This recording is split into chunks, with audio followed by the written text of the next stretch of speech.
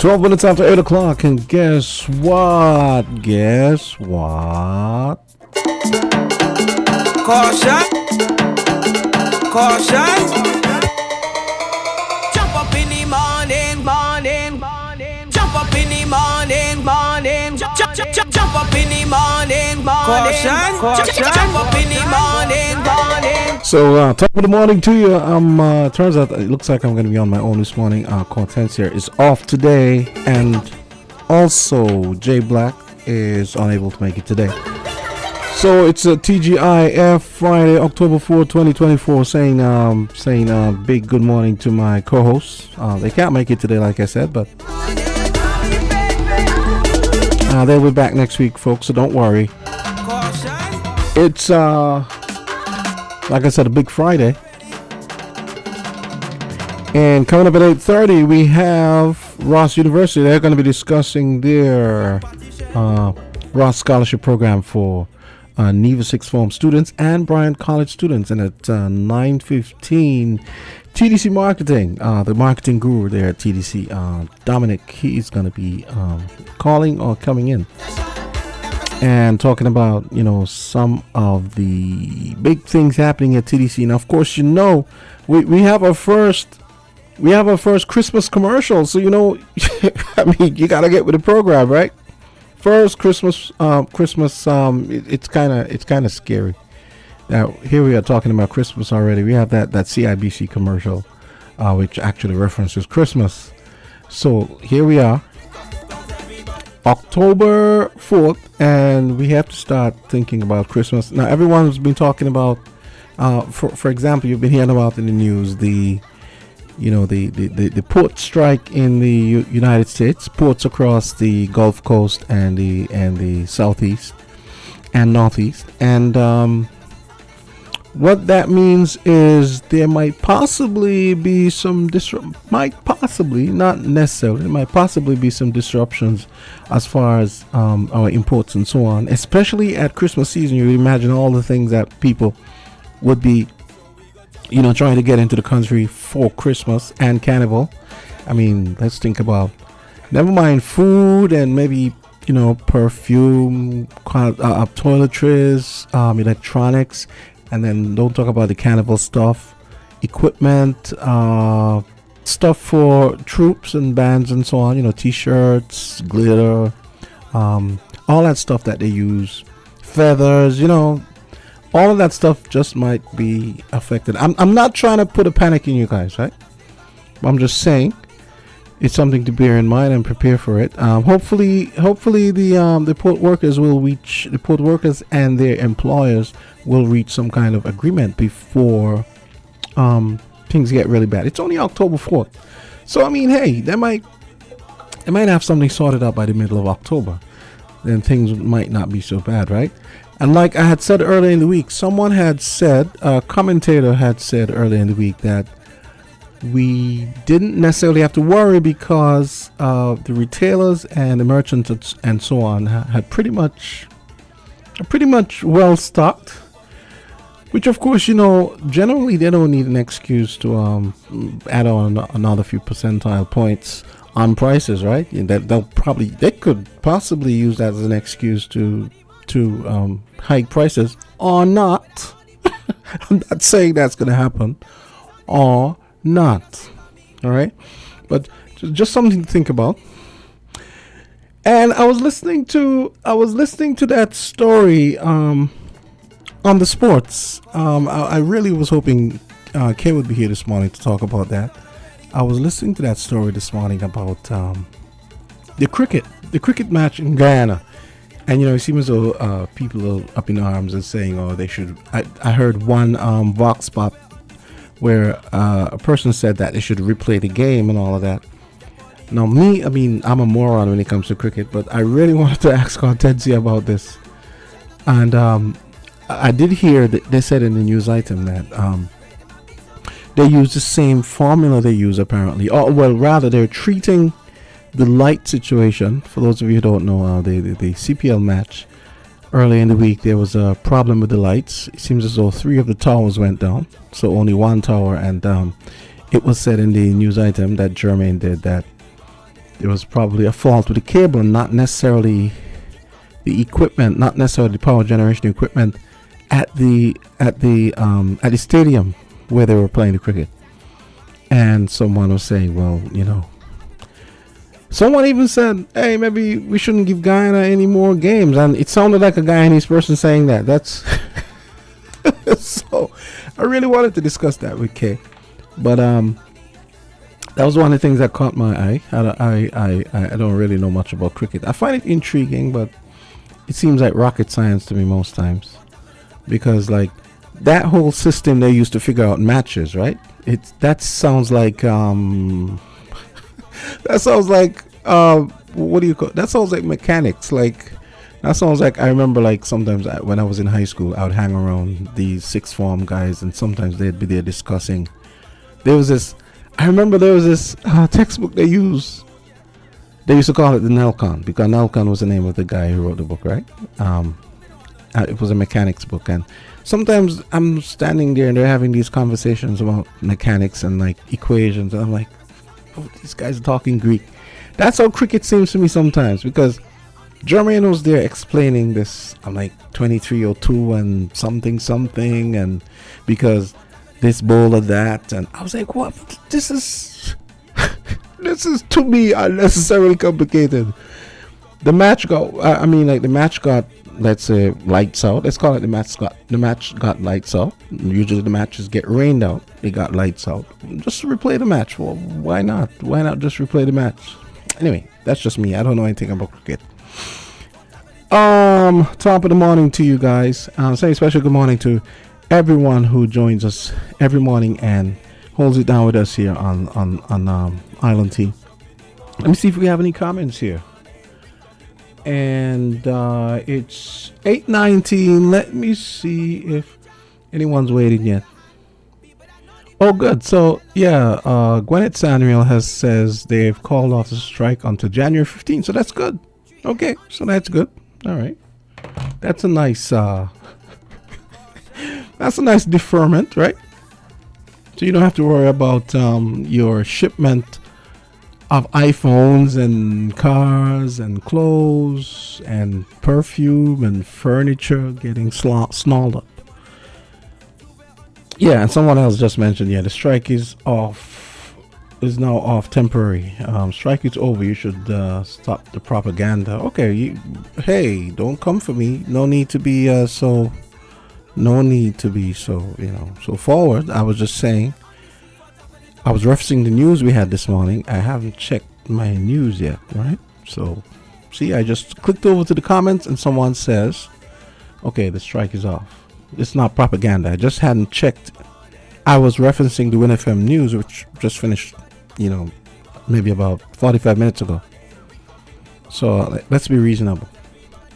Okay, so maybe I should look for something to that effect.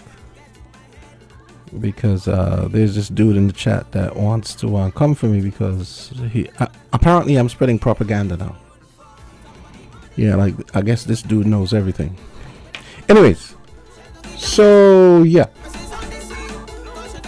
I'm trying to find. I'm checking one of my news go-to sites here, and you see, it's not even on the first page. I'm not saying it didn't happen. I'm just saying it's not even. I normally check the news. It's not even on the first page. But anyway, caller, go right ahead. It's 8:21 Island T.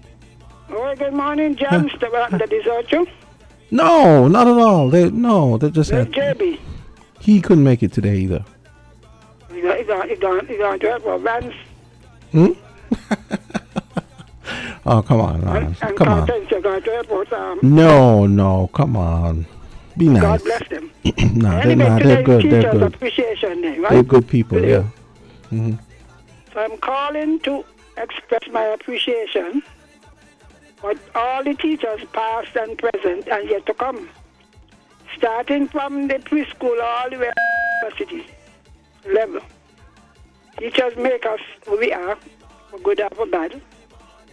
And I encourage parents, give the children something. Don't say, well, they're getting their pay. Because teaching goes beyond your pay. I mean, I love teaching. Teaching was my life. Even when I was working in the office, I taught at evenings at University Center. Every opportunity I got. So I want my appreciation for all the people who are still teaching. They retire now, but they're still teaching. So if you know your teachers, express your appreciation. A little phone call. Let me say, I have some of my teachers from high school and primary school still alive. There is Miss Adams, Doris Adams. She was Miss Archer. Smoked the guy for 100 now. Ellen Eaton Nathaniel, she taught me at high school too, in third form. William Libert, Willie Libert. Yeah. He taught me in first form. A lot of them used to come from grammar school, and they send them to senior school, and then they went to university. Yeah, I was just about to comment that that's probably a sign of the fact that teachers and students were a lot closer in age back then, right? Largely. I'm telling you, yeah. Take Miss Nathaniel for sure. Because I mean, like you, 120, right? And so. Yeah, man, I'm right. going there. That is the limit. That's the limit. I just played. Don't stop me. So those teachers are 150? We'll stand in the way of sinners. Okay. Yeah, I think she was 17. They used to come from girls' high school and senior school. Yeah. A lot of them. I remember Auckland Hector. He came to Master Senior School when we were in fourth form. In those days, the LCPT fourth form exam, you were to leave school. And he said, well, why you all now right in Cambridge? I went to the top class, right? He said, well, look, the government should do something. And he began to lobby that we be allowed to come back to school in fifth form so we could write some O-levels. Because they would have come from primary school with us. They were writing Cambridge exam in the grammar school and the girls' high school. Mm-hmm. So I him, and it was a push in and a push back. Oh, well, they don't write the exam. But the trouble was, while we were at the top class, the government was requiring 4 O-level subjects to get a job. You could understand that? In their school, Okay. the highest they were offering was the LCP, London College of Preceptors. So you can get teaching, and you could come police, and you could come nurse. But once you try to get into the public service, you discover that you were required to have what the school didn't provide. So I always credit him, and so other teachers who encourage me, no, you don't like maths. Nah, don't say that.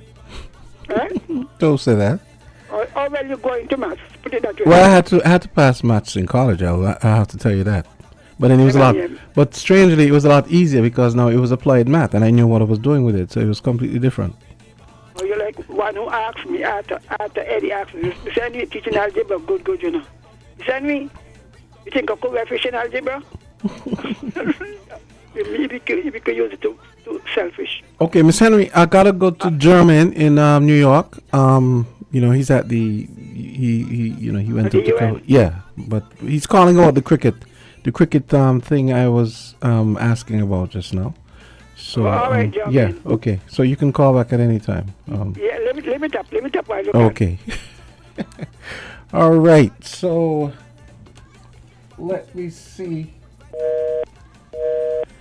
Let me see if I can get German. German, what's up?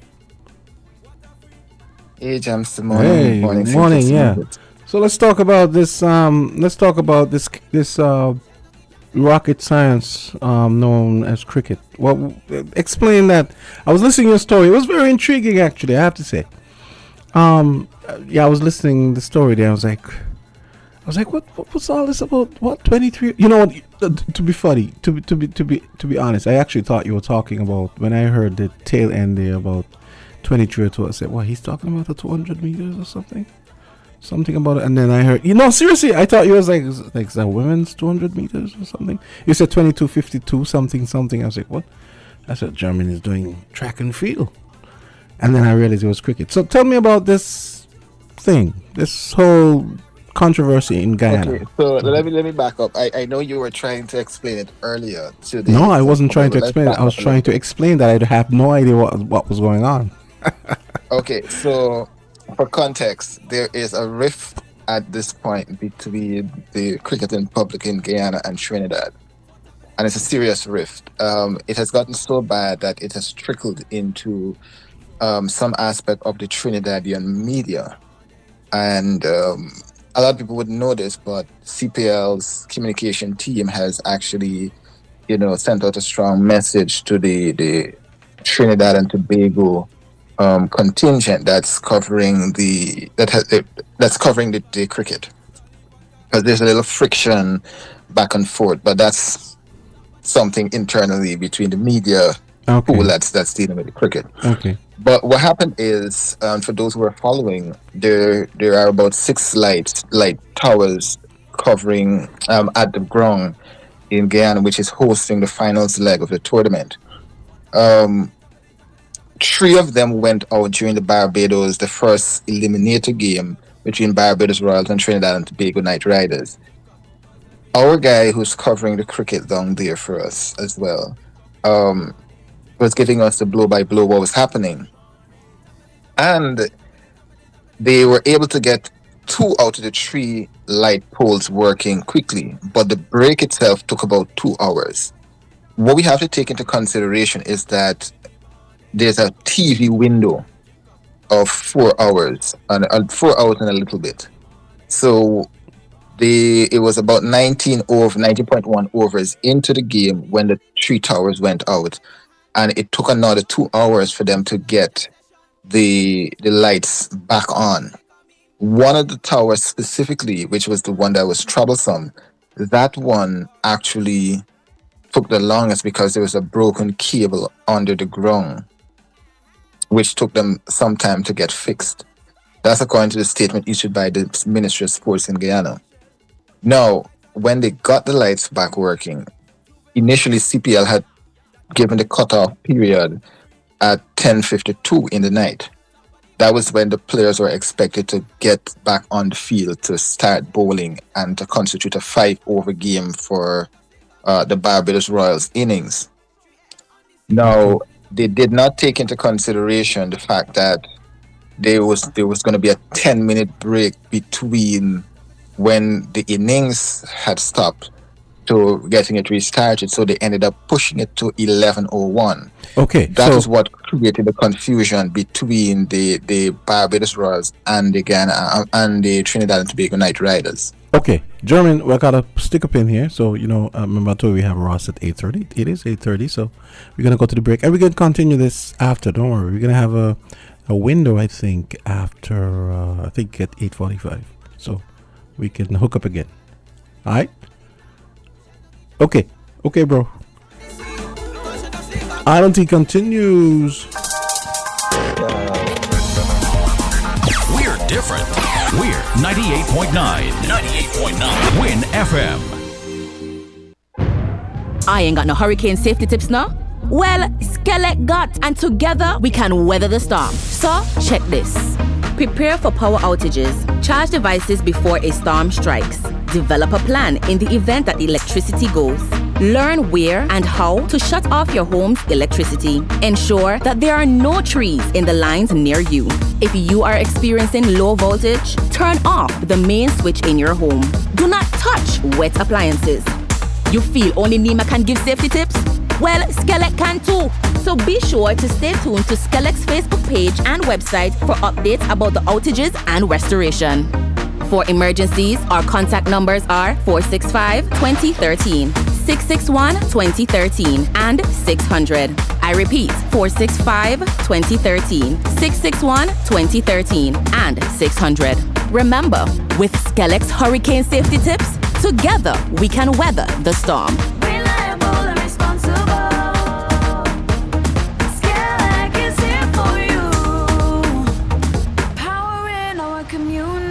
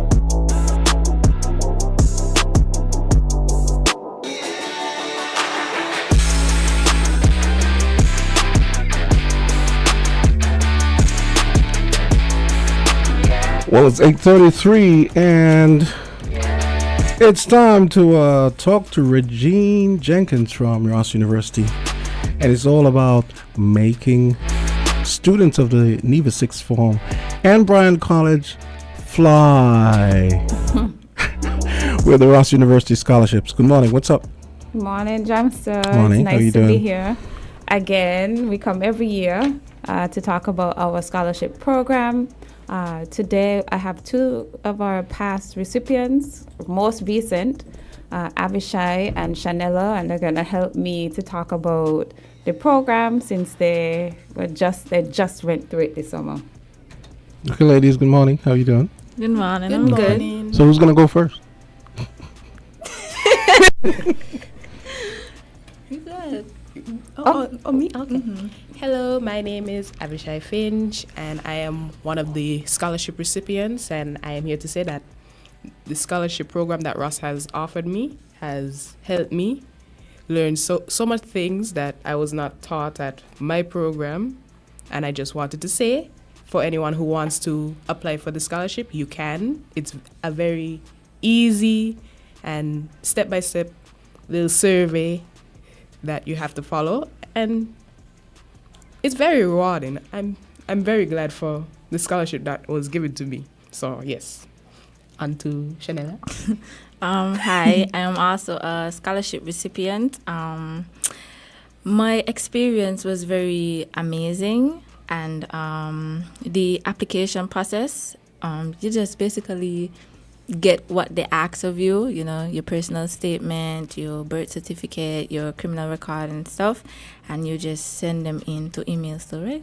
To the email, and then you just wait for a response. My internship was very interesting. I met a lot of very good people, and down there was just all family vibes. It was really good. So I was just apply, you know, and be open to meeting new people, learning new things, and yeah. And ask questions. Yeah, that too. So how has your outlook changed in the way you look at the world, maybe the way you look at education and maybe your future since you've been a part of this program? Both of you. Whoever wants to go first can go first. Kodak Black can go first then.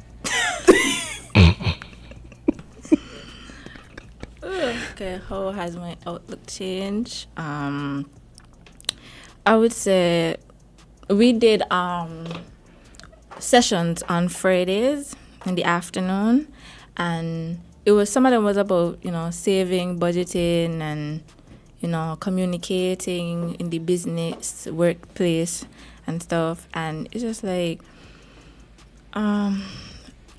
you get to, how I want to say this, Like, you get to learn how to be more professional. Professional, yeah. Yes, and you get to you know how to dress, know how to talk to people, because sometimes it's not what you say, but how you say it. So you just have to, you know, conduct yourself in a respectable manner. Yeah, like, Because action speaks louder than words. yeah. So you have to be respectable to those who are like your colleagues. Them, yeah. You have to be respectable to those. For sure. How about you? Do you have anything to add? What about me? Mhm. How has it changed you since it started? I mean, what's different now in your life? Well, Before Avishai answers, Jamsta. Mm-hmm.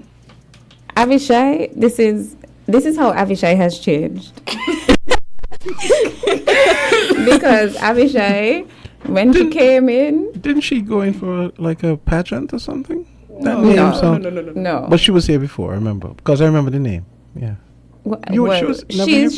She came in very shy, Jamsta. Okay. She didn't want to talk, like a little mouse in the corner. Okay? And Avishai, when I asked the students to come on the radio with me, she was the first one to say, okay, I'm going to come. Okay, I'm going to come. Right? And so this is major. This is major change that she's here. And I should let everyone know that question I had was kind of answered when he came in. So we just had a third scholar joining us. No, because I was going to ask you, Regina, about if you've had any male. Yes, we do have. So now we yes. have him. So. This is Dejan Clark. He's What's an up, bro? agricultural science student, and here, Dejan. Hi. Oh no, he can use the other mic. Just tell him to pull the other mic. Yeah, I've already opened it. Yeah. Hi. Hey, so what's up? And I was just asking them about what the Ross University scholarship program has done for them. They pretty much told us about. They just wrapped up that when you walked in. So, what is different for you now? Having joined the program, that was maybe missing from your life before.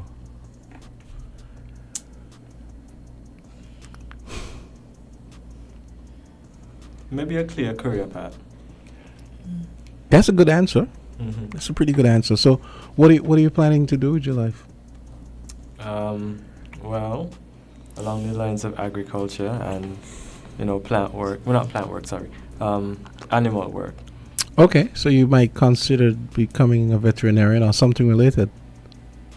Sure. Okay, sure. Sounds good. I think we certainly need some of those. I think what was good for Dejan is that he was placed at our large animal facility, and so he was able to get a lot of hands-on experience with the animals, help with surgeries and different things, learning different skills. And so he had a very hands-on experience, probably more than he would have gotten, going to, just like a farm or just to CFBC, where, he'd just be, doing basic care for the animals. And I think he gained a lot of skills. Yes. He's actually still with us.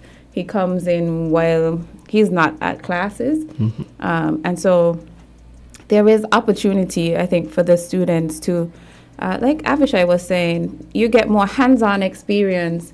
You get to learn things that you didn't get to learn in school. And for some of them, they get to apply the theory to practical when they come down for the internship. All right, if you're just joining us, it's 8:40, 20 minutes until 9, and it's all about the Ross University Scholarship Program, which extends scholarships to Nevis Sixth Form and Bryant College students. How many do you have from each? Do you know the numbers offhand? We do a base of 10 each year. Oh, okay. We do a base of 10 each year. So 5 and 5? No, not necessarily. Okay. We would have at least two set from the Nevis Sixth Form College. We always have less applicants from that school, but we do secure at least 2. What you guys doing, man? Come on, I'm from Nevis. Dejan is actually from Nevis, but he goes to the CFBC, so we didn't count him as a Nevis Sixth Form College student. Get your act together, people. Come on. But I'm saying sorry for her. But we have at least 10 that's open to both of the schools. We try to at least have 2 from Nevis in our pool, but we normally have more students from CFBC who apply. We have at least 10 each year. Okay. I was wondering, Dejan, I got the impression, tell me if I'm right, when you applied for the scholarship, was it a matter that you said you were interested in working with the animals where they put you there, or they just kind of put you there and then you ended up liking it? The second one. The second one? I saw the scholarship and I was like, yeah, I'm doing this. I wasn't even shy or nervous about it. So yeah. Okay. So which areas do you work in, ladies? You didn't say. I had worked in the IT program. Okay. And I had worked in the customer service. Mm-hmm. Okay. Yeah. So when they apply, after they apply, and we go through all of their documents, they are ranked, and then we would invite the top 10 or 12, depending on how many scholarships we're going to offer. We'll invite them down to do a brief interview. And really, the interview, you shouldn't be not shy, but you shouldn't be scared. A lot of them come in with a lot of anxiety and they're so scared. But really what we want to do is have like a conversation. So we say interview, but we really just want to have a conversation to match the actual student to what they put in their application. just to make sure it's the same person, or like Okay. we feel it's closely related, Trust would verify. Yeah. And while we're doing the interview, we ask them questions about their interests, what they want to do in the future, what they're studying, so we can get a feel for where we would eventually place them in the internship. Now, for Avishai, it was easy. She was doing IT, so sent her to the IT department. Shanella, it was a little more difficult, but she was interested in customer service, so we were able to put her with our students' experience team, where she worked really well. One of the good things about Ross is we have a lot of different departments, so Shanella was also interested in psychology. We have a counseling center, so she was able to meet up with the director for the counseling center and develop a kind of a mentorship relationship where she gets advice and she, to go along that road. Dejan, he talked about being in agriculture, working with animals, and so he got placed in that specific area. We had students interested in becoming veterinarians. We have a clinic. They went to work in the clinic, so it just depends. So I meant to, and I didn't ask you guys, so Dejan has pretty much said what he wants to do in the future. What do you want to do, Avishai? I was hoping to be a software engineer in the Cool. near future. Mm-hmm. And if there's any other IT aspect jobs, I would take it. Because, Yeah. the future isn't really decided, so I take what I get, but software engineer is what I want to be. Okay. Kodak Black?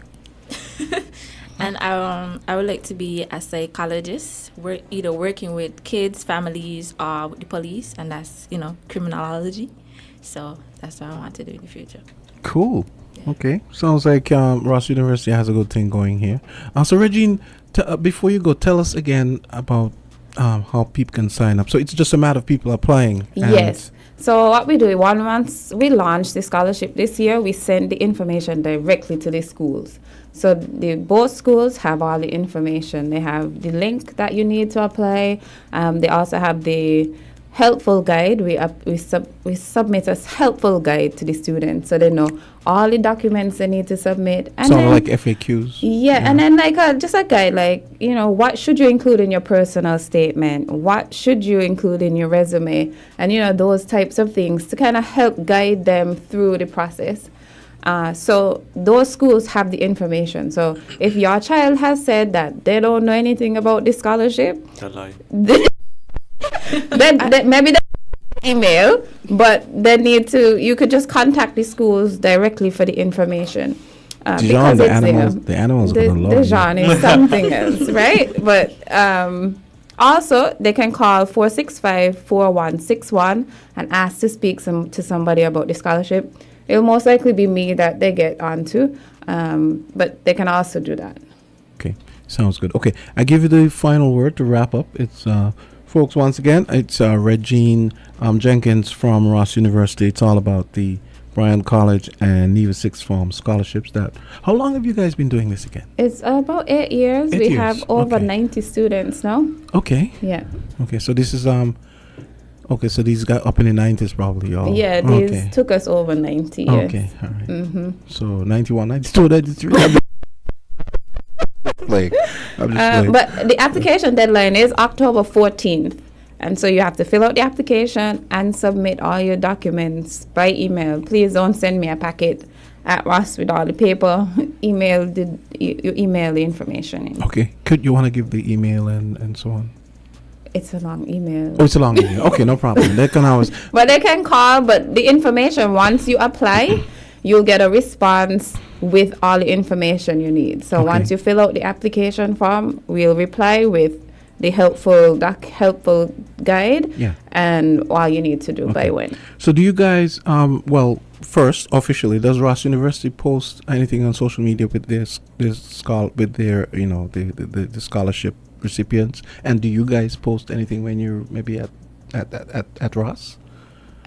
I don't really. Is there like a social media page? No, not really. No, not really. We post everyone. We send out the information. All of the team members send out the information via social media and different means. Okay. But we don't have a set page. Okay. I was just wondering if Dijon is there, like with a donkey behind, going like. I mean, I do have pictures of them in my phone. But Okay. Yeah. Okay. You guys, any last words? Apply. bye. Very- Apply. Okay. The genre. Nice short poem. Apply. Bye. Don't be scared to apply. Don't be scared to be, open, meet people, make new friends, It's very easy and you'll have lots of fun, Right. especially at Ross. Especially your neighbors, people. Okay. Now, folks, Regine just said the website is pretty long, so the logical thing is you just go to Google Ross University St. Kitts, and you're probably going to get a hit. And you can take it from there if you have kids that you think might be interested, kids listening now who might be interested. By all means, apply to Ross for the Ross University Scholarship. Regine? They can go, Jamsta, they can go straight to their schools. Both schools Oh, have right. all the So, information. yeah, good. Yeah, exactly. So go to your school, the college, the Sixth Form College, Navy Sixth Form College, the Clarence Fitzroy Bryant College. They have all the information. Okay. So get to it. Okay, sounds good. And I always look forward to seeing you. So I know I'm probably going to see you next year again Yeah, you'll see me next with the year. next batch. All right. And you guys have a great weekend and a great future. Likewise. Thank Okay. you. Great. Thanks, Jamsta. Okay.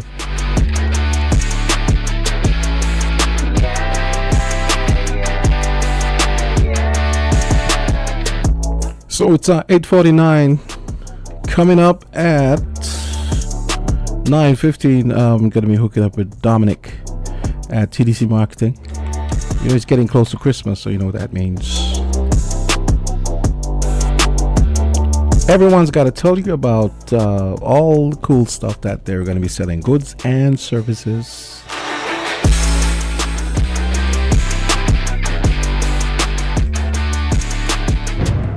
I ain't got no hurricane safety tips now. Well, SKELEC got, and together we can weather the storm. So, check this.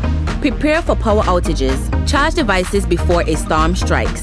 Develop a plan in the event that electricity goes. Learn where and how to shut off your home's electricity. Ensure that there are no trees in the lines near you. If you are experiencing low voltage, turn off the main switch in your home. Do not touch wet appliances. You feel only Nima can give safety tips? Well, SKELEC can too. So be sure to stay tuned to SKELEC's Facebook page and website for updates about the outages and restoration. For emergencies, our contact numbers are 465-2013, 661-2013, and 600. I repeat, 465-2013, 661-2013, and 600. Remember, with SKELEC's hurricane safety tips, together we can weather the storm. Reliable and responsible. SKELEC is here for you. Powering our community.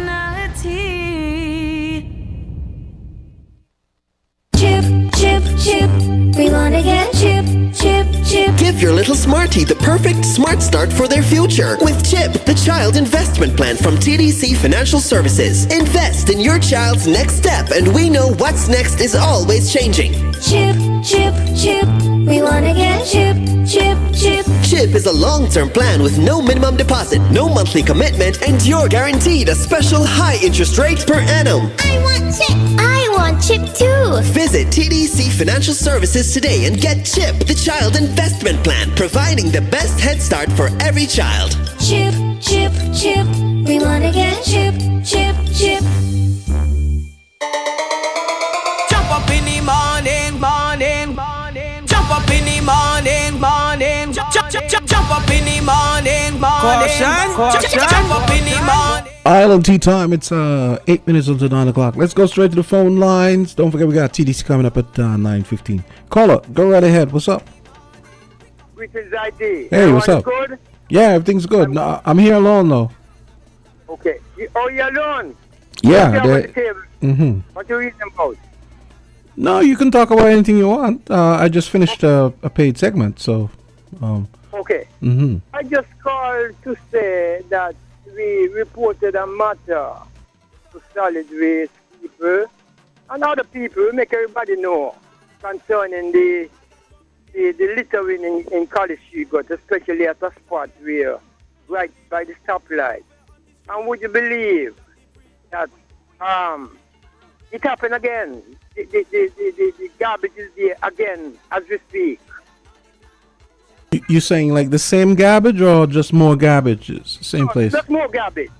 Okay. So it is plain that the culprit don't care, and seriously, the system, solid waste included, seems to be an accomplice in these matters. Like they enjoying the nastiness. Yeah. You know, we are in the circus right now. They're calling from the circus where the cane man does be, right? Yeah. Drain. There's a drain with a kind of iron thing over it right by the Indian people place. The Polo Company, that's what it's marked. And the drain, garbage, dirty water, garbage. This is in the heart of town, you know. I'm seeing dog shit right by where the cane man does be. Something is fundamentally wrong with the system that is in charge of keeping the place as it ought to be kept. Just seems to like when the place is nasty that they can continue the parading, their mocking, their pretense. Yeah.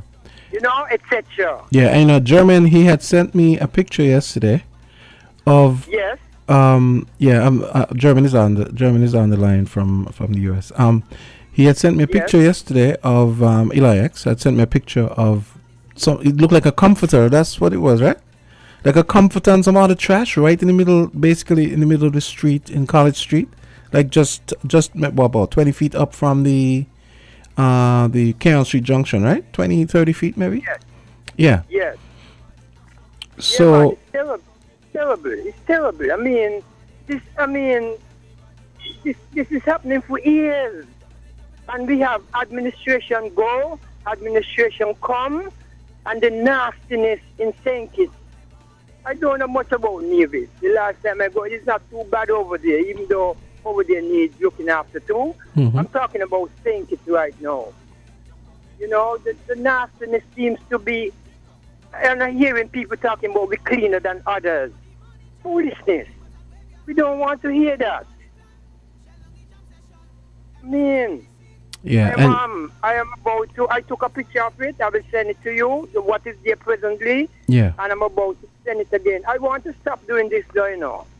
You know, the kind of meditation I got is to I don't even want to talk about it on the air, but the meditation I'm getting concerning the nastiness is different, you know? Yeah, I get that it bugs you. It bugs me too. And I can remember, you know, Yeah. when we used to get the fight, when we used to get them terrible fight in the 70s, they used to talk about how we nasty. You know, they're watching from here. Yeah. Yeah, we uncomb here and saying how we nasty and how we this and how we that. You know, that's all part of the discrimination and the fighting, you know? Yeah. And we have come to see, you know, who is the nasty, who is really nasty, you know? And they don't want to admit it. And as I said before, the system, solid waste, everything about the system, we see in the system as an accomplice in all of this. Seriously, because the system is just occupied with walking behind. Okay, looks like you ran out of credit. German, you there? German. Okay, I don't know. Yes, I'm here, Jamsta. Oh, you're there. Morning. Okay, I was wondering. It had me panicking there for a bit. So it's 8:57. So I don't know if you were hearing what we were talking about just now. He had sent me some pictures yesterday with some. It kind of looked deliberate, to be honest. Like a whole bunch of garbage just strewn pretty much out in the middle of the road. In the area where you would catch a bus to go to St. Peter's. Yeah, and yeah. I know normally there is a bin that is placed there sometimes, and it's you see the issue here, James, is that people are not taking pride of their country. And Thank I know you. this is the tourism season. This is the start of the cruise season. Yeah. So these are the things we have to look at. And I know there has long been discussions of imposing fines on people who deliberately dump and place their garbage in those locations. Yeah, that needs to happen. Yesterday when we had... okay, let's take this call first. Caller, go right ahead. Yes, sir. Good morning, Jamsta. Hey, what's up? And good morning, you other host, you. Yeah, Jermaine. Jay Black.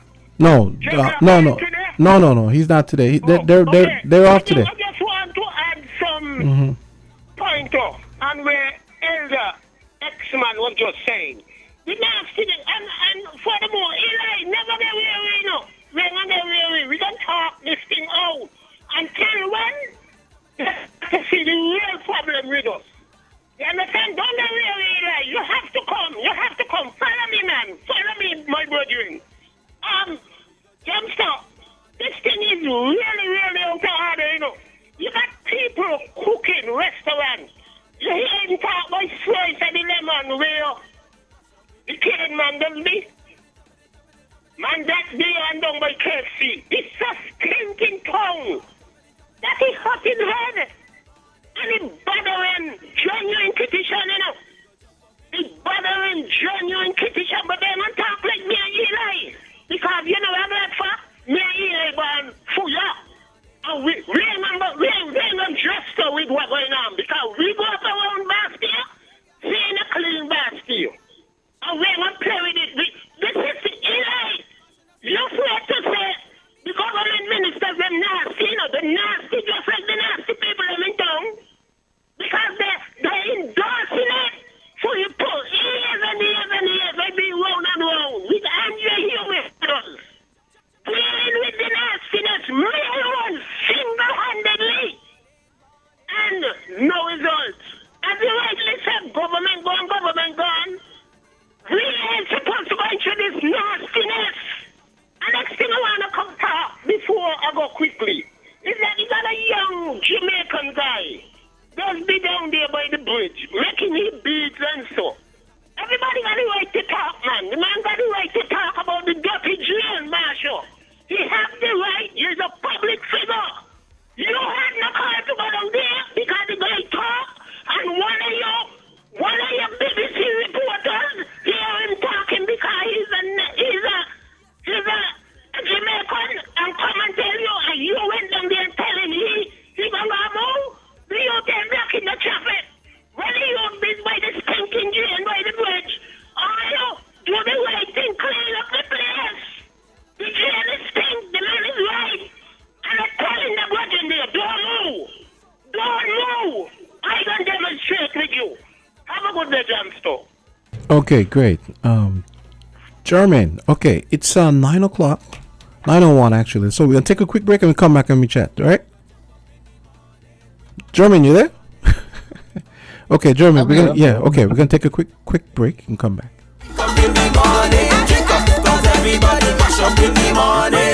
We're different.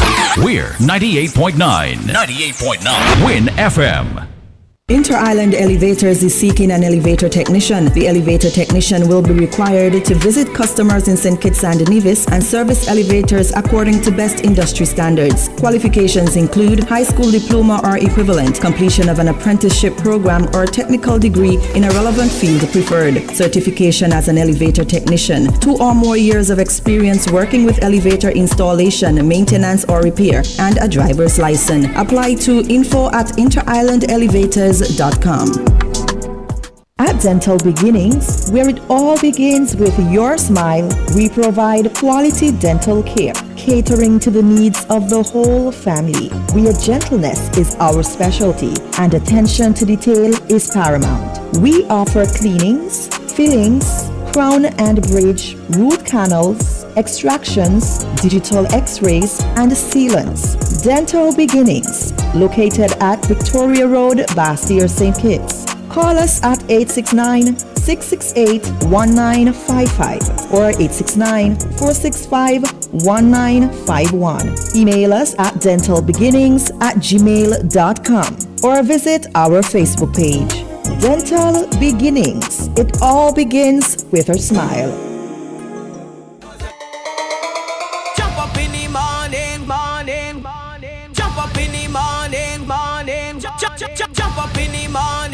Well, it's Island T, and I'm doing a jump up here with Jermaine, Jay Black, and K off today. Jermaine, what's good? Yes. So where were we? Yes. So Yeah. before we took the break and had the discussion, we were talking about the cricket.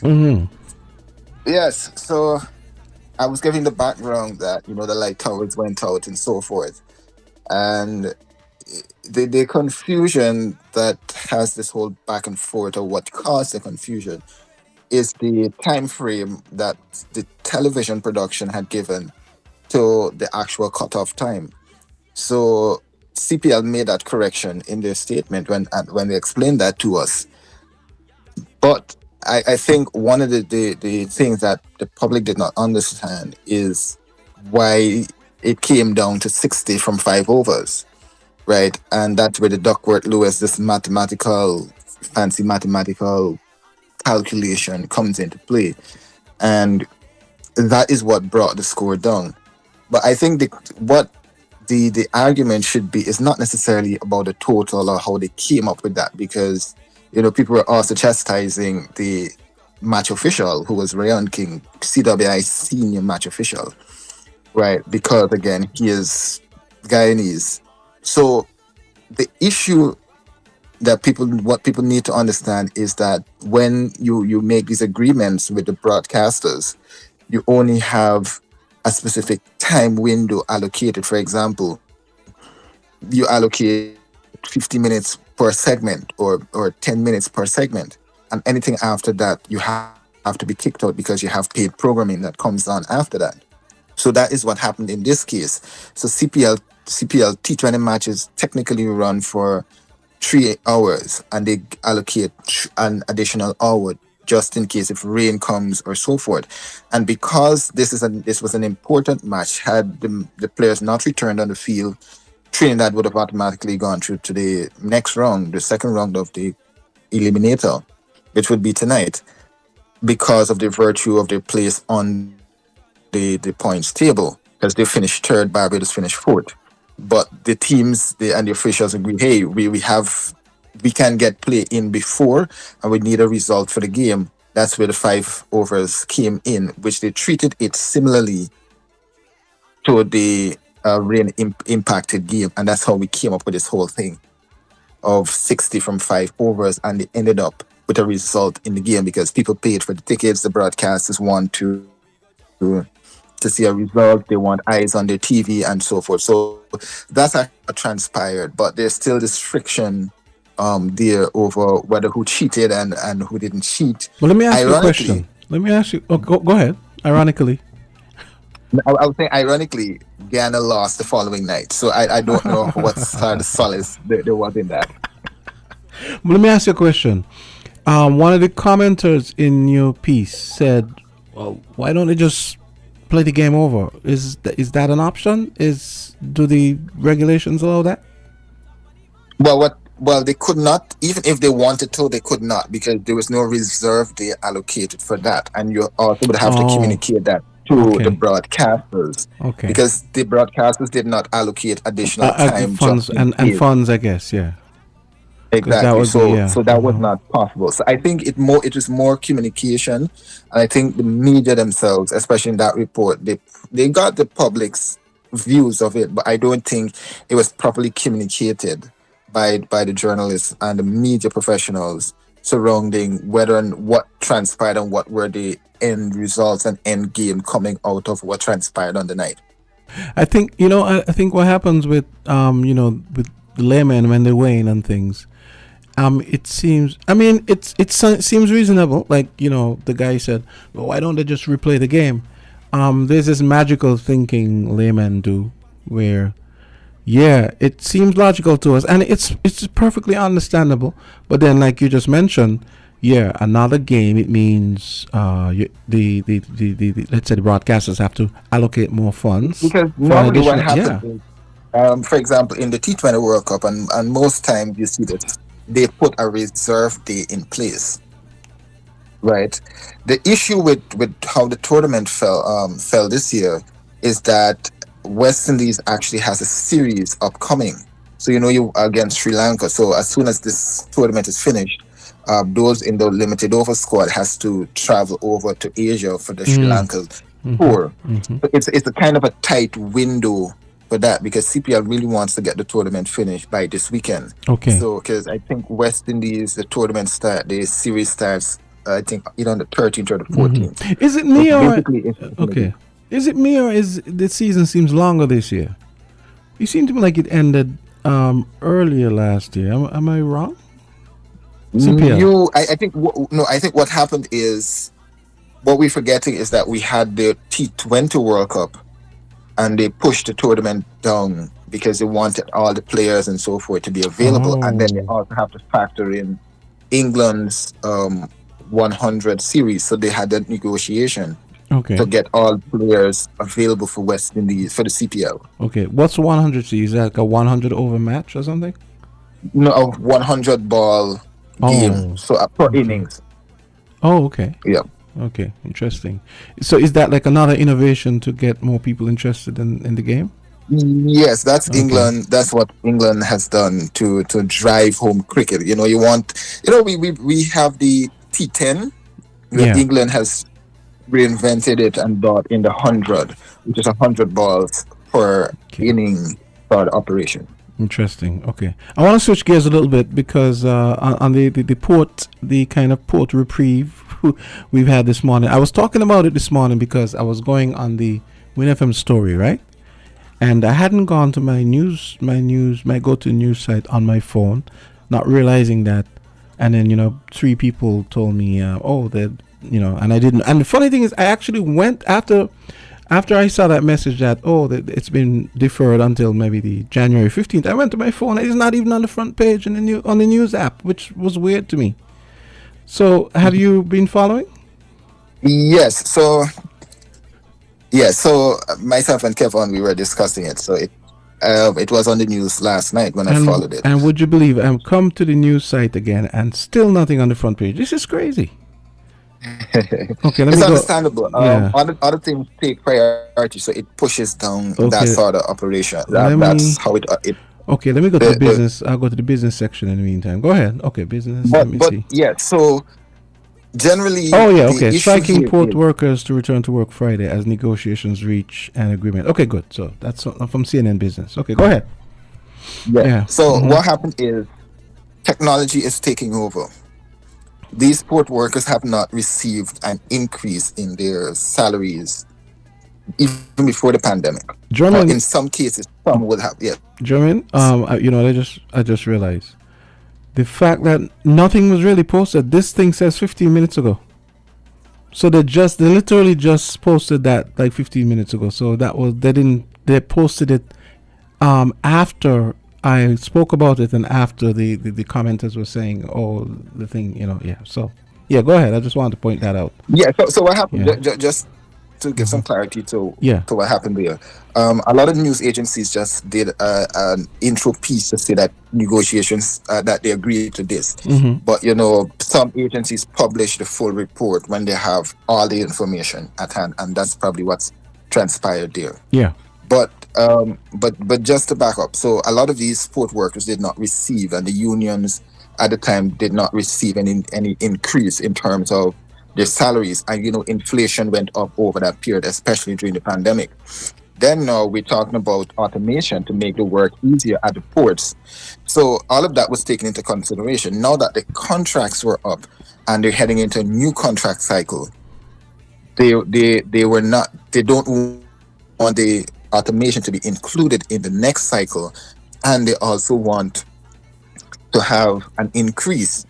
So that is what we saw transpired in terms of the strike. Okay. So let me ask one question. Does it mean, are they going to pay? Are they just going to wait until January to resolve it in terms of pay, or are they going to maybe give them a release now and then give them an increase now? They're putting on everything on hold? That's a good question.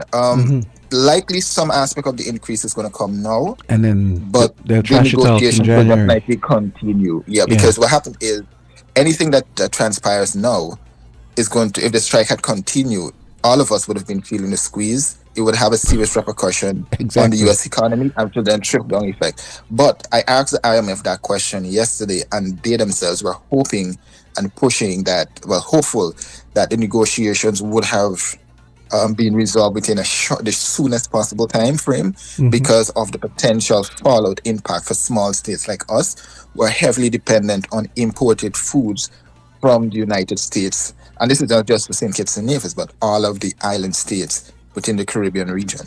Yeah, absolutely. Okay, let's switch gears now. I wanted to talk a little bit about you heard about the additional charges and additional evidence that Special Prosecutor John Smith has presented to Judge Chutkan, and the implications for Donald Trump and so on. Yes, actually, before we came back, I was actually pulling up. It's very lengthy thing. The thing is, for me, it's not necessarily new charges, but rather new evidence. Or you could say new approaches and arguments. The one that I found intriguing was, he was making the case in a nutshell that if Trump is asking Mike Pence to do something which is beyond his purview, because the whole certification of the election thing is in the president of the Senate's purview, which is Mike Pence, the vice president. So they're making the argument. The House, to be exact. Yeah, the House. The House. So they're making the argument. That is not official presidential business, and he's clearly asking the vice president to do something illegal and something that is not in the purview of the president to compel anyone to do, right? And some other things, which I thought was interesting. So and I think what we've seen with the new filings that were unsealed is that it's not it's a build up to a crescendo, and that's what Jack Smith has done smartly. So you're talking about this is what he did prior to the January 6th, just before the elections, on elections day, after elections day. This is what he did on January 6th while the acts were being committed, and this is what he did after the acts, because there's clear evidence provided there, and the suggestion and the allegations that there was a clear disregard for what was happening during the riots. Let me ask you a question. Do you think, right, that people who are still waffling about whether they're gonna vote, whether they're gonna vote for Trump or not, or vote for Harris or not, do you think at this stage in the game these additional arguments are gonna sway them? I mean, like, if you haven't been swayed before, I mean, what do you think about that? To be honest, people are just saying that. At this point in time, 3 weeks left, you're still undecided. I'm not sure. I think they have some people who are still clear, but that's not a lot in terms of majority. But there is a small percentage of people who believe that, who are still not swayed. But I am just not so sure that people are not swayed. But at the end of the day, you still have an inkling of who you want to vote for. But it's just that a lot of them are waiting to see what major would come out to influence them to switch or not. What? So I think that is what we're seeing here. It's not that people don't know who they don't want to vote for, who they want to vote for. They know. It's just that they're waiting, like the quote unquote the October surprise, right? People are waiting to see what major is going to happen to sway their thinking, but they already know who they're voting for. Yeah. Okay, it's 9:17, and we are awaiting the arrival of Dominic Matthew from TDC Marketing. I guess we can shoot the breeze in the meantime. I haven't heard from him. I know sometimes he gets caught up because he's so busy. Another thing I wanted to talk about was the things just keep getting worse for P. Diddy, right? I mean, stuff just keeps piling on and piling on. Apparently, there's over 100 accusations that have been filed against him. And another scary thing that has been reported is that there are going to be a lot of well-known people implicated in in the whole PDD saga, and it's pretty scary because I've already heard some names and I'm like, no, just no. Okay, we have a call. Let's hope this is Dominic. Okay, let's go to the phone line. Caller, go right ahead. Good morning. The man. Yes, here we go. Ready for me? Yes, I am ready for you. You go right ahead. Let's go. I just about 30 seconds ago I just said I'm awaiting a call from Dominic Matthew. I showed up just like that. I showed up. Yes, I figured it was you. So what is TDC up to this weekend? Well, this weekend we're whenever I come on here, it's always something big happening at TDC, and this weekend being no exception. Tomorrow we're kicking off our second massive tent sale. And our first tent sale in May was huge, but this one is extra massive. We're going to have everything under our big tent tomorrow from 9 a.m. until 1 p.m. at our home and building depots. That's at Frigate Bay Road where I am now, and at Pinny's industrial site for those folks on Nevis. Now, I did tell you we're going to have everything under the tent. I'm just going to tell you some of the things we're going to have. We're going to have housewares, household items, furniture, some items from lawn and garden, some items from paint, some items from electrical, some items from plumbing, some items from home decor. I don't know if I missed anything. I think I missed a few, but we're going to have a packed tent tomorrow, and the persons who actually come to our tent sale tomorrow, for those who are wondering what the offer is, it's up to 80% off under the tent tomorrow. So up to 80% under the tent tomorrow. Okay. Yeah. So we're gonna be doing that. And Jamsta, yes, we have some exercise equipment for you. I know every time I come on the air and we have this chat, you always ask me about the exercise equipment. Yes, we're gonna have some exercise equipment there as well. Dumbbells and so on for you. Okay. I gotta really have to go and take a look, all right? You should. Yes, I certainly will. This is an opportunity to Jamsta, this is an opportunity for those persons who want to get a head start on their early holiday shopping. I know we're just at the 4th of October, but I think the mindset is already there that the holidays are upon us. I think it's almost a given that after independence it's Christmas and Carnival. So this is an opportunity for those persons who want to get an early start on their holiday shopping, home renovation, gifting. This is an opportunity for you to do so at the TDC Home and Building Depot's massive tent sale that's taking place tomorrow at both locations in St. Kitts and Nevis. That's the TDC Home and Building Depots. Okay, Frigate Bay Road and his industrial estate. What's the time spread for tomorrow? It's going to be from opening. Is it going to be slightly before opening? Open at 9. We're going to open at 9 and we're going to close at 1. But for those persons who want to catch the early worm, my thing is come early. You can. I think the team will be here very early tomorrow, so that they're just around 8:30 somewhere there. They should already be here already, having the items already displayed. I'm sitting in the office now, but I can tell you from the walk around that I did in the various sections, they're busy putting the prices out. They're busy putting more products out. I can tell you there's some carts here already loaded up with items from the housewares and household section ready for the sale tomorrow. Sounds good. I'm just looking at the list. Yeah, go right ahead. No, I was going to say, you guys have no plans. Does TDC have any plans to extend their Saturday hours? Because let's face it, that's when a lot of people have downtime and time to browse and time to shop. Really, especially you have to say DIY people as well who I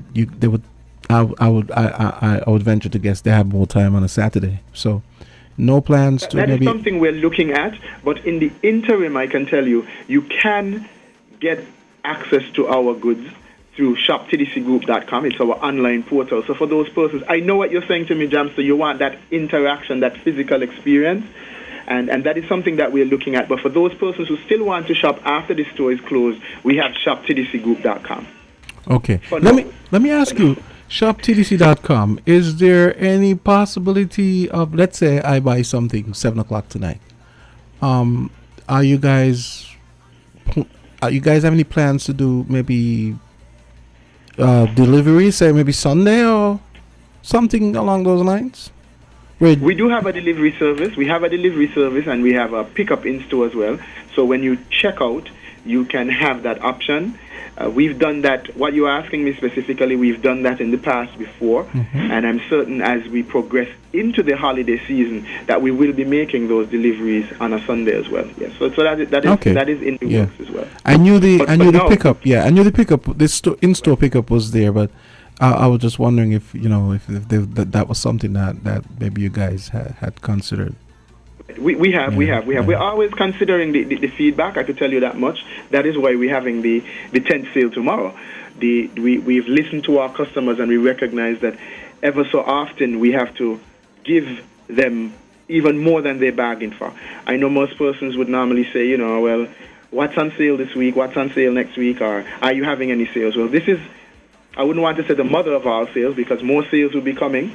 But this tent sale tomorrow, it's a massive event, a massive savings event for our customers and clients, and we want to make sure that they have access to the goods that they need at better prices, because we want to make sure that the quality goods that we have here, we create an opportunity for persons to have access to them and save at the same time.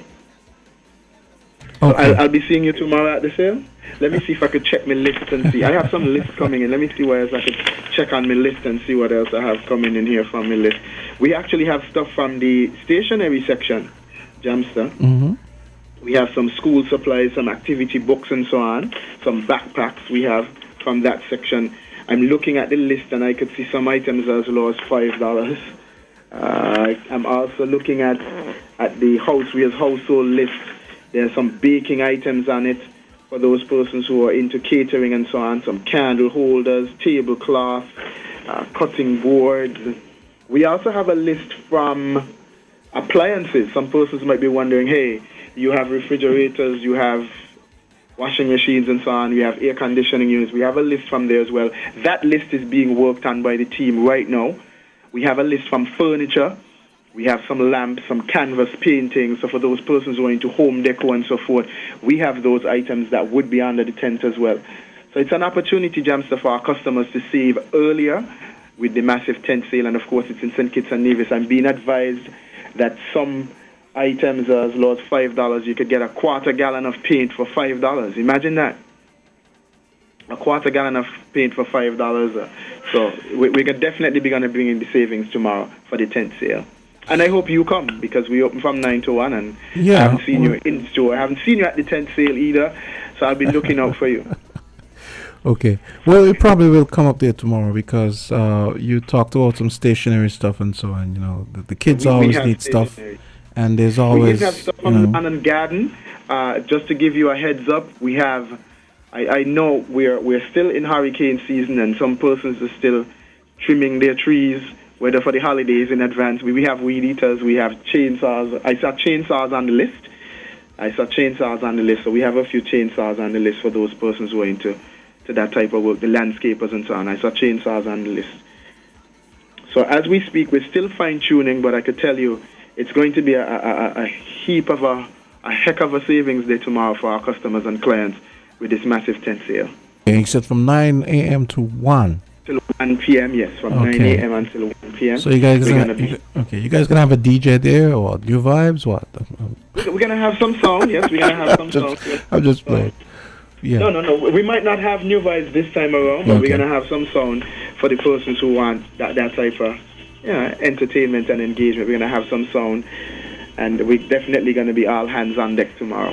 We are willing and anxiously awaiting our customers hitting the gates tomorrow morning so that we could serve them with the best prices that we have on a wide variety of products: furniture, electricals, plumbing, lawn and garden, housewares, household, stationery supplies. Got you. And I noticed Jay Black. I noticed my co-host actually did the commercials. So I've been hearing that. Right. He was actually at the. If he is in studio, I don't know if he is. Oh no, he's off today. Yeah. But if he is, he's off today. Well, he was actually at our last tent sale, and I could tell you he had a blast. He had a blast interacting with some of our customers and so forth, and even taking advantage of the savings. So he could actually testify, if you want a living testimony, he could actually testify that yes, our tent sales are the go-to. Oh, I know. Because listen, sometimes I go past there when they're going on, and there's parking on both sides of the road, and it's like a whole party atmosphere almost. It's going to be similar to that. So we want to make sure that we create the kind of atmosphere that goes along with the savings. It's a massive undertaking for us, but again, like I said before, we continue to take the feedback seriously from our customers and clients, and this is just another way for us to continue to give back to them for their patronage. Yeah. We want to ensure that they have access to the quality goods that we have here at our home and building depots in both St. Kitts and Nevis.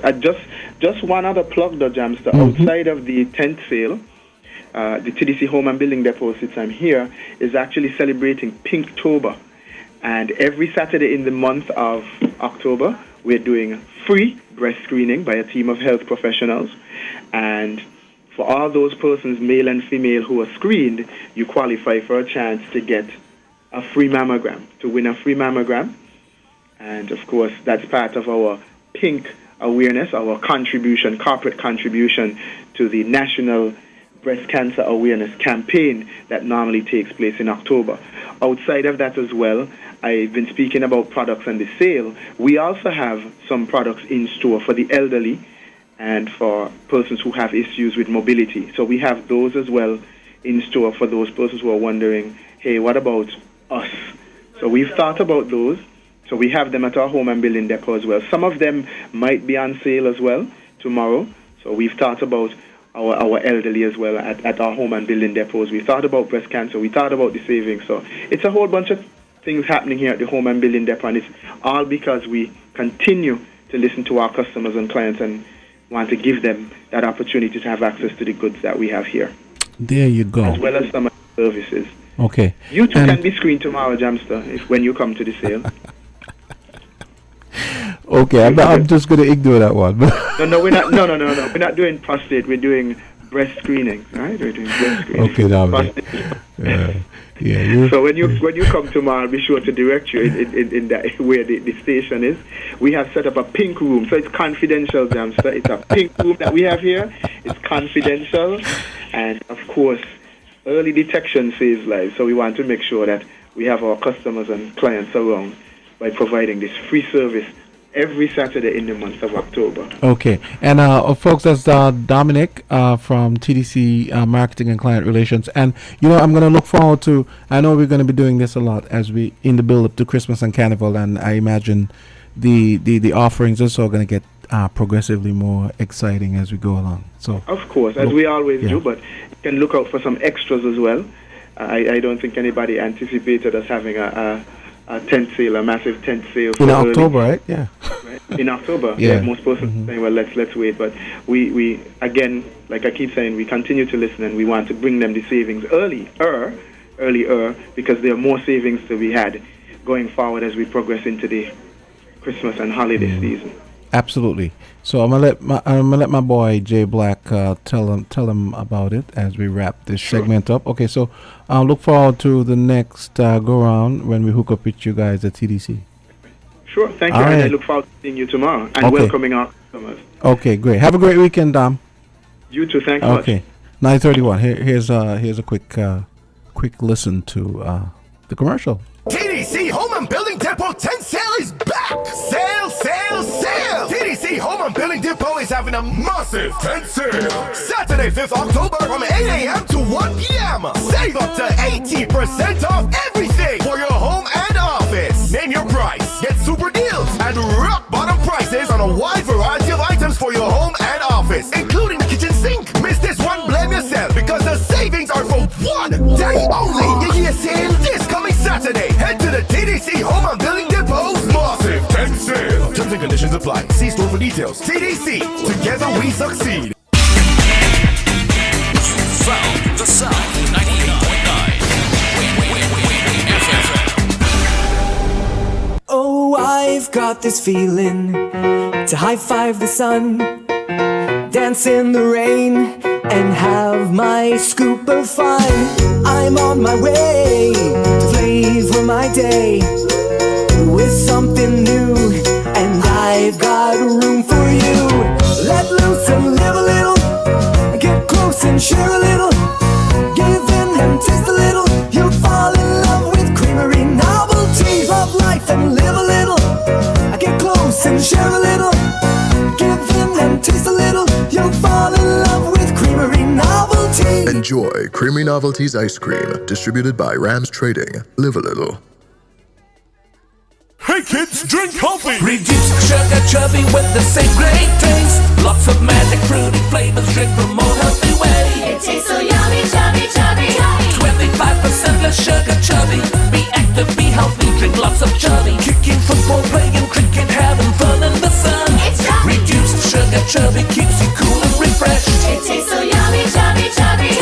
25% less sugar chubby. Jumping rope, running races, have fun. It tastes so yummy, chubby. Drink the more healthy way.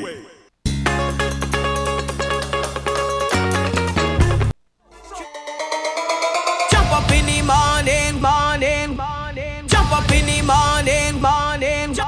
It's 9:34. It's time for Fireproof, and Jermaine is my co-host this morning. So we have Jermaine on the line, and he's gonna be mixing it up with me and the officer. Officer, what's up? Jamsta, morning. So what's on the agenda today? Oh, by the way, so did you have a fire-free week? Well, we had not 100%. You know, one or two person might, just want to do something on their own, which is illegal. So we have to go out to ensure that the community is free of those smoke, and person that are asthmatic. So we have to be taking care of the elderly and the young children and person's property. I guess you're talking about maybe people doing some indiscriminate garbage burning. Yes. Okay. All right. But basically, we could do a little recap from last week. Okay. And I guess take some calls if sure. Yeah. Okay. Last week, I called in and talked about an unfortunate incident some time back that fire officers went and the fire was in one room, but the whole house ended up getting flooded out. Remember that? Flooded. Oh yeah. Yes. Yeah. He talked about yeah. Yes. We have separated from the Royal St. Kitts and Nevis Police Force the 1st of January 2000. When we separated, once we're doing that transition, we're not going to have all the necessary tools and equipments then, compared to 25 years later now. So I can say that yes, I joined the Fire Rescue Services 25 years ago, the 1st of September 1999. This year is making us 25 years. Yes, I don't know if you know what's a coverall or overall. Yes, we had to use those. I remember those. Yeah. Yes, and some nice shoes and a helmet. We have to go in, we cannot go in the building with those kind of, materials. Let me ask a question. You said you joined 5 years before FRS split from the police, right? No. So did you join as... No, we joined 1999. We separated 2000. Well, you joined 5 years before, so 1995. 1999. 1999. But did you join as a police officer or as a fire officer? Oh, no, I was the first batch. Okay, so you were the first batch of dedicated fire officers. Okay. Right. But while we were there, we had a little, because that was September. So we have September, October, November, December, 4 years within the working alongside the police officers. Then the 1st of January, full-time. Oh, so it wasn't a clean cut, it was like a phase out. Phase out. Okay. Yes. So some police officers were attached to the fire department. Yeah, I did notice that. Yeah. I noticed some people moved over. Right. So some stayed and some went along with the Royal St. Christopher Nevis Police Force. Then we were the first batch of firefighters 25 years later. Firefighters proper. Yeah. Right. Right. Which is down to say the police ones were. Right. You know what I mean? Yeah. So those times we didn't have the modernized state of the art tools and equipments. Now we can boast that we have our firefighting gears. We have a nice helmet, our nice goggles, our nice fire hood. We have jackets. We have boots, steel tip boots. We have our pants. We have a brand new, modernized, state-of-the-art breathing apparatus. Yeah, I was just about to ask about that actually. That's the tank that we put on our backs. Yeah. Those things are so wonderful. Once the air is about to be depleted, there's a little bell, cling, cling, cling, cling, cling, letting us that. Letting us so know there's a we don't have- sensor. Right, a sensor. You remember Tell it, about checking the 5 air quality, minutes. and then okay. Letting us know we have maybe about five more minutes to wrap up what we are doing. But now what we have now is more than that. We are, even though the bell is there, we now have a visual heads-up display inside the mask itself. So just in case there's a lot of noise and we cannot hear the bell, we can see red, green, and another color there to show that, hey, you have 5 minutes to get out. It sounds like a sci-fi movie. Yeah. Right, we're using all the senses possible.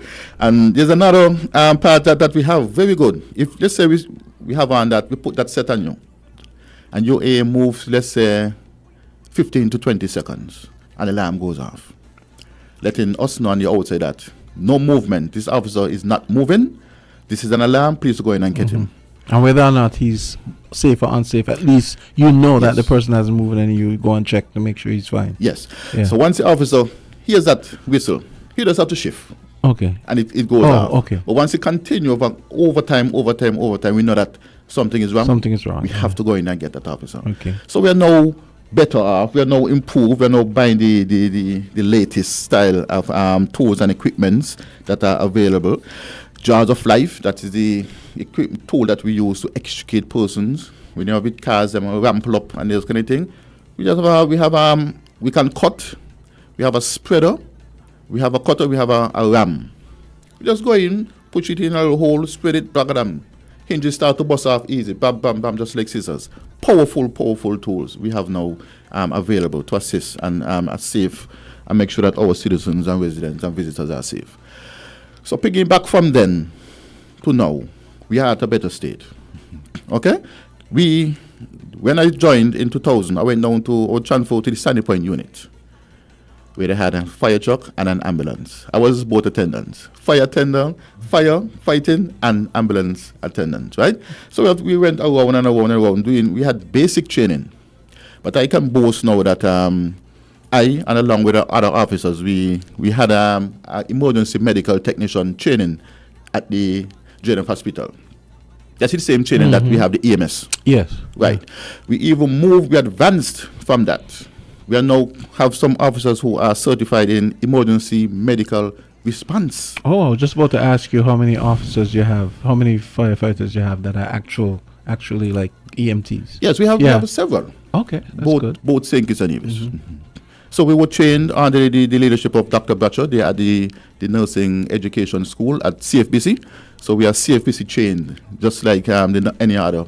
So once there's an emergency, once we reach any scene and EMS is not there, once we have the equipment, we are safe to perform our duties and also assist the emergency medical technicians. And to be clear, you guys have your own FRS ambulances, right? Well, we are about to get back ours. EMS borrowed ours several years ago, so it's time now for us to get back.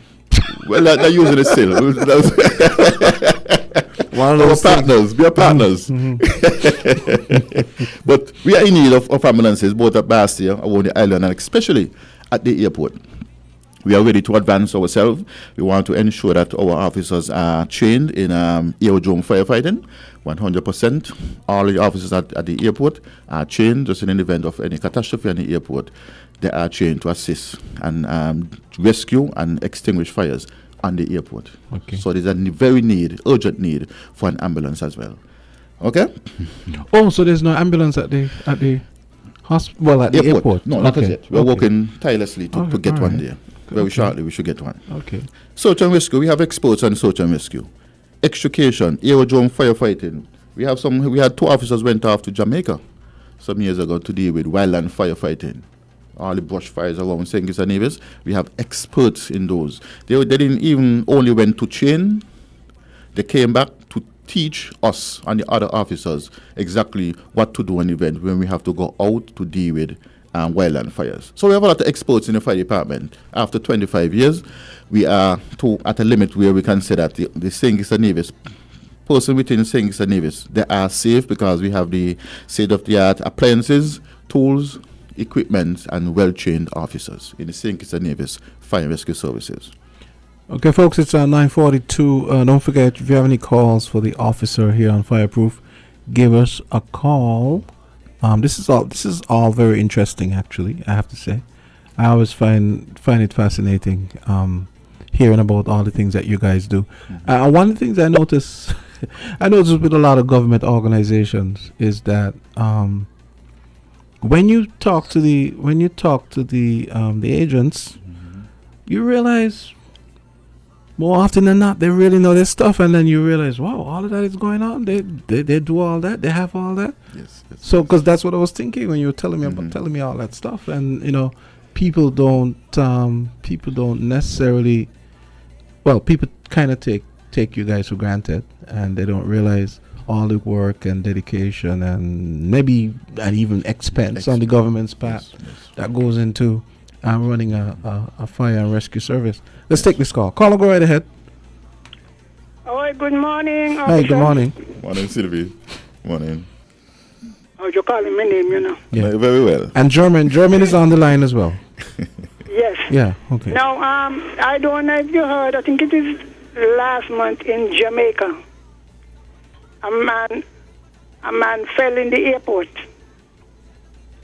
And he died. You know about it? No, but Miss Henry, do you know it's like you were reading my mind, because when he talked about the ambulance, right? I was going to ask him if that would be the ambulance that they would use. Let's say someone is at the hospital. At the what airport. happened in Jamaica that there was no ambulance? Yes, that's what I was thinking. Like The man came for a funeral. I think he might have been 70 or something. And he fell inside the airport. And the man died. And I think the people plan to take legal action. And they're saying, well, what happened? They said one was there, but like how you may have a fire truck at a station, and you have not used it for a while. You might send it tabernacle, and if they are in tabernacle, there might be a fire. Okay. So that people are saying, look, I think it's legal action they plan to take. Because the man didn't have to die because an ambulance was there, but they went and they got one the next day. So maybe to draw that to the attention of the persons concerned in St. Kitts, because you got to go up escalator, come down and go up, climb up steps or go up. You could fall. Because imagine that he came for a funeral, his brother's funeral, and he died in the airport at the checkout counter. Sad. So think about that. Sure. Yeah. You might have to press them to get you an ambulance. Miss Henry, I was thinking the exact. I was about to ask you that. Miss Henry's a genius. You tell them they apply Barbados, Jamaica, all kind of countries, radio station. Yeah. And iTunes. Okay. Yes, I said, boy, insect is dead. Well, So what they think you just casually, well, up there, park up. Well, park it up. okay, so let me ask the question I was going to ask.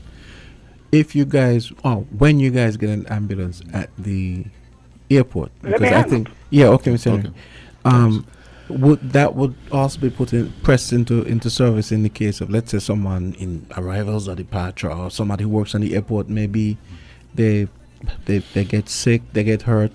Would that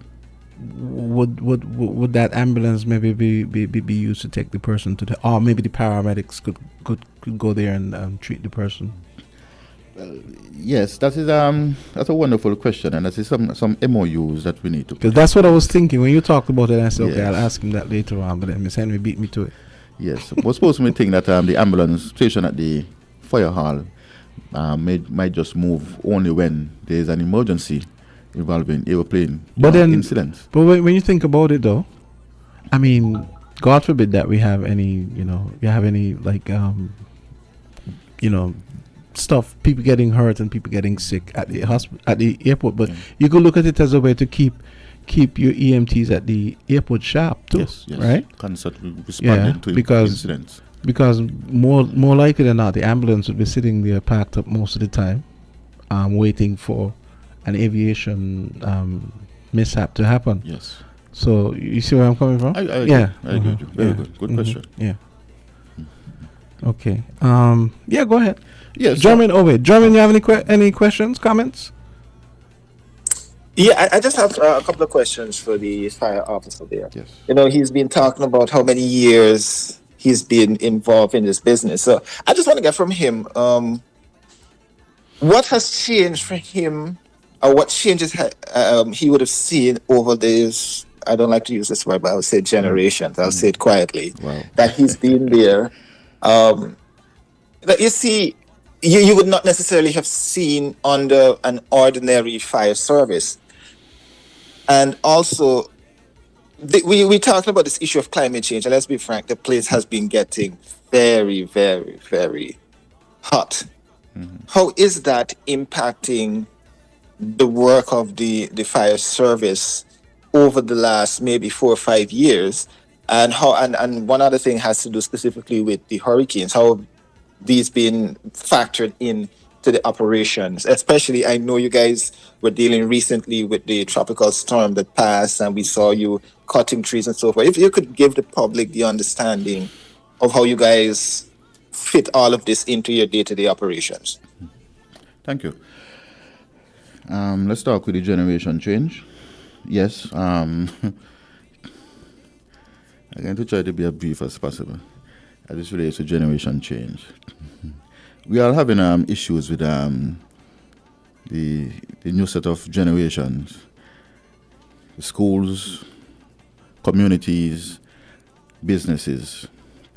But what we are doing as an organization is trying our best to try to rehabilitate these officers who somewhat want to go another route. It is hard, I know sometimes, but once we have the policies put in place and our Fire Services Act to deal with these delinquent officers based on what they choose to, based on the lifestyle that they live on the outside, knowing that this is a disciplinary organization and a semi-military organization, we want all of our officers to journey upon a path where we have a positive public perception of the fire and rescue services. So if any officer is to get out of line, we have a number of disciplinary codes that we use to get them back in line. And we don't only want to focus on the discipline, we also want to focus on motivation. We want to focus on empathy, you understand? Giving persons incentive for them to be better workers as it relates to firefighting. Training is also a positive aspect as well, because when officers come to work and we have a training initiative in place, they will be so happy to know that these are new things that they are about to learn. And even though once we're learning them inside, they'll be able to go on the outside and participate in any such disaster or activity that we have to respond to: firefighting, search and rescue, extrication, wildland fire, aerodrome firefighting. So these are some of the ways that we have to use to get these officers from a mindset from in the community to now a new mindset of being a fire and rescue service officer. Okay, as it relates to climate change and the work of the firefighters, and also how it relates to the hurricane operations. Climate change is real. That's why we continue to carry out our mandate to let persons know that it's best to take their garbage to the landfill rather than burning. Because some of the things that these persons are burning can also deplete the ozone layer. And based on what is happening on the outskirts, but if you look at it also, we also have factories that are, we have these carbon being escaped into the atmosphere as well. So a number of things that we really have to look into. But as related to hurricane preparedness, yes, we have a very good working relationship with the National Emergency Management Agency, NEMA. They do carry out training, and we are also a part of those training aspects. And the work of fire services, we have evolved over the years, very much involved. As senior officers within the fire rescue services, we too have a number of training. So we are well aware that what is needed for us to go out there and perform our duties to the best of our advantage to ensure that the citizens, the visitors are safe at all times, to ensure that we protect their properties, we protect their lives, we protect their livestock. Okay, so basically, all in all, yes, we are an all-inclusive department. Any help that anyone need, we assisting the police, we assisting the EMS, we assisting the army. They assist us as well. So all of this fall under the umbrella of the national security umbrella. So we do have a good collaboration and a good working collaboration between all of us to ensure the safety of all within the federation. Let me ask you a question. I remember I kind of asked it last week, but I know you guys have two of those smaller trucks, right? Would it be helpful if y'all would prefer to have more? Would that be helpful if you had more of those? Because I remember when I saw the first, I was like, it's actually a pretty good idea, and I could see similar to when solid waste had those smaller trucks to go up some of those narrow streets. And so which is why I always thought that maybe you think it would make sense for y'all to have more. Yes, it does, because the 4x4, we really need them to go in those terrains area, especially that's when we choose the appliances for like tabernacle. Yeah, you have to be high and you have to be rigid and small, because we have to venture up some mountainous area. So yes, the smaller the better, and we easily get through traffic because it might be a bit much lighter. So we call that the first responding appliance. Yeah. We go set up everything, so when time do the big truck arrive now, then when we just go out and start to do the actual work. So it's very important, we need more of those small appliances. Okay. It's like the EMT until the hospital arrives. The hospital is a big truck. Correct. That truck, the triage. Yeah. Until we arrive at the scene. Yeah. Okay. Call us if you have any calls. You can give us a call. German, come on, man. German. Yes, I'm here. I want to find out though, because as I did ask in relation to heat and climate change, what specifically is happening between the fire service, especially with the equipment and the protective wear that you guys have? How is that accommodating for the extreme heat? Because let's be frank, it's off the chains at this point in time. And in recent times, have you guys seen an uptick in wildland fires as a result of this whole increased temperature that we're seeing? Okay. Wildland fires, yes, we are seeing an increase over the years, but seemingly for this year, somewhat we are seeing a decrease because of the hot climate. We have something we call instantaneous combustion, meaning that it can happen without human involvement. We have something we call, we have the glass buckles in the field, the normal glass buckles in the field. Remember, for fire to start, we need heat, oxygen, and fuel. So the heat is the sun passing through that object. We have the oxygen already there, and we have the grass, the dry grass, which is the fuel, combustion. So yes, because of the heat, it can cause a lot of fires, as we saw over peninsula and the hills. You think someone just going to climb up on a couple 1,000 feet mountain just to light grass, just like that? No, because the mountain is so hot over time. Whatever glass material in there, instantaneous, lit. So I just relate to officers with the protective gears. We choose when to put on those. They have to protect us, really, right? But when we're going into an enclosed structure like a house fire, it's best to always put them on. But when we go out to the wildland fires, especially when we are monitoring them, the fire, we just put on our bottom and our helmet and just leave off the jacket because of the heat. But if we really need to go into action to deal with the flames directly, then we will put on our entire PPE. Go in and come back out. Remember, we're dealing with water as well. When I used to do firefighting, I used to tell my officers, wet me down. And sometimes there might be a little bust in the hose. People like to, the hose and bust up. But we like to use that for oxygen as well, When we're in the field and there's a little bust and a little water spouting out the hose, we just go over it and just wash our face, wash our eyes, inhale, wash up ourselves. So we use the water from the appliance or the hydrants to keep us cool as well.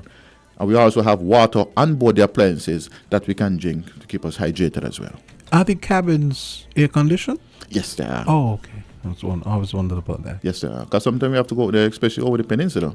No shade at all, so we just sit down in the AC. Yep, because being in the AC and sit out in the heat can cause some problem futuristic. So I like to be out in the a little shade, out in the heat, taking a little sun, because we have to go out in that heat. After coming from the AC, it's not going to be well on our health. So that's kind of an acclimatization for Yes. Okay. Yes. All right. Do you guys need another person? I'm interested in registering Jamsta. Sure. Sure. They're looking for volunteers. Volunteer. Yes, we have an active volunteer. System going on. Just go to the Barcia Fire Station and ask for the deputy, Mr. Martin. Well, yeah. Just quickly though, what would you tell the public out there at this point in time? Because I know you guys have moved away from this thing of just being fire service and you're more fire and rescue service. Correct. What recommendation would you give to the public right now in terms of protecting themselves, one, from the heat while they're home, and also protecting their homes from this heat issue that we're facing, which is expected to continue throughout to better part of the end of the year, to prevent combustible materials from causing house fires? Very good. Well, for persons who during this heat, you have to drink a lot of water, the clothes that we wear. I like myself, while you're home and having on a lot of clothes, once you just have maybe a short and a tank top, these are things that persons stay in the shade as much as possible, hydrate yourself, these are things that persons can do at home. And I usually to the combustible materials. That's where we are so adamant in letting persons know that to stop lighting these garbage fires, because once these grass start to burn and the wind start to blow, the flying embers will get into in close to these persons' property and can also cause fire. So we will be putting out a PSA very shortly. Fire Rescue Services, we're doing a PSA. We're going to involve all of these aspects about how to protect yourself during the heat and protect your property and all of these nice things. So the fire department, look out for us in the near to distant future. We will be hitting the airways, hitting the streets, dealing with getting our word out for persons to be safe, and for persons, can call in and give us any advice. You can visit all the fire stations, give us any advice. You want to participate, you can. So that's the way, and we can also be a more interactive fire rescue services with the community, not just always in the station. We have to go out and also collaborate with the community. We're out of time, but a quick question. We had a text coming.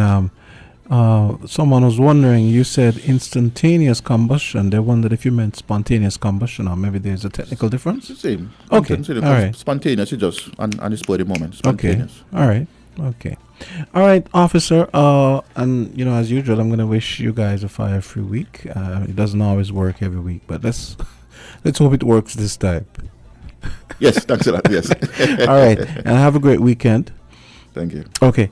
And Jermaine, so you have a great weekend, and we are going to do this. Oh, by the way, next week I want you to. I guess you're going to be doing some IMF related weigh-ins next week as well, right? Jermaine? We'll see, John. We'll see. All right. Okay, that's going to do it for Island T. And on behalf of Jay Black and Kortensia and all of us here at WINN FM, we're going to be back on Monday.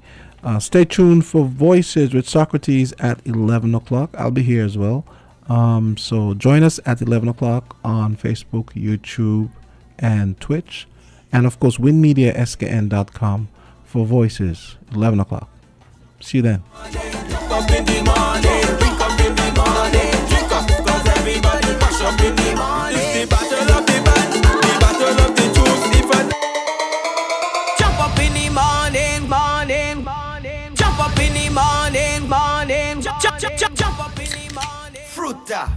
Fruta full of vibes and